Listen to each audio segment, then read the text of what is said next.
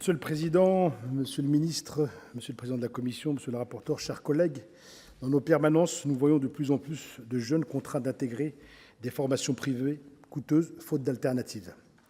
Ils arrivent avec un contrat, des échéanciers, parfois un crédit, et découvrent trop tard que sortir du dispositif est quasiment impossible.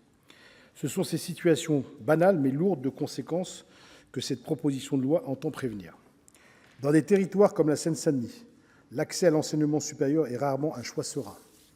La saturation de l'offre publique, les logiques de tri à l'œuvre dans Parcoursup, la complexité des parcours d'orientation conduisent chaque année des milliers de jeunes à chercher une solution par défaut. C'est dans cet espace contraint que s'est développée une offre privée à but lucratif qui répond certes à une demande réelle, mais dans des conditions qui ne sont pas toujours acceptables. Il faut le dire clairement, afin d'éviter une confusion des genres, le problème n'est pas l'existence de l'enseignement supérieur privé. Le problème, ce sont certaines pratiques. Des frais de réservation exigés avant même le début des cours, des contrats rigides impossibles à rompre sans perte financière, certains intitulés de diplômes peu lisibles, des promesses d'insertion professionnelle floues ou invérifiables. Ces situations ne sont pas marginales. Elles sont documentées par des contrôles de la DGCCRF et remontent régulièrement par les élus, les associations et les médiateurs.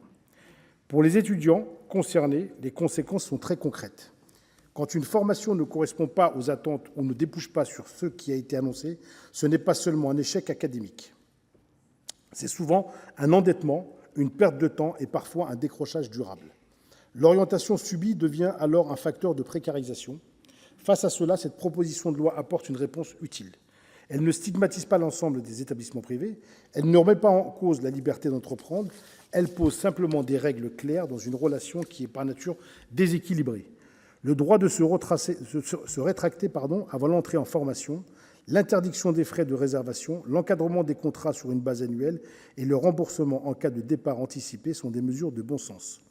Elles ne pénalisent pas les établissements sérieux, mais elles protègent les étudiants contre les situations de captation financière dont ils ne peuvent pas toujours se défendre. Le même raisonnement vaut pour l'apprentissage. Là aussi, on a vu émerger des pratiques discutables, parfois encouragées par l'afflux massif de financement public.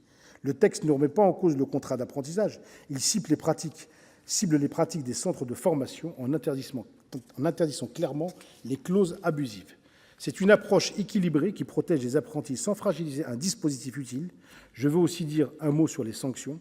Le choix d'un régime de sanctions administratives plutôt que des sanctions pénales lourdes me paraît pertinent.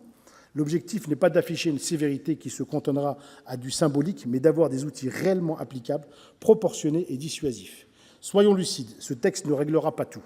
Il ne compensera pas à lui seul le manque de place dans l'enseignement supérieur public, ni les inégalités territoriales d'accès aux études.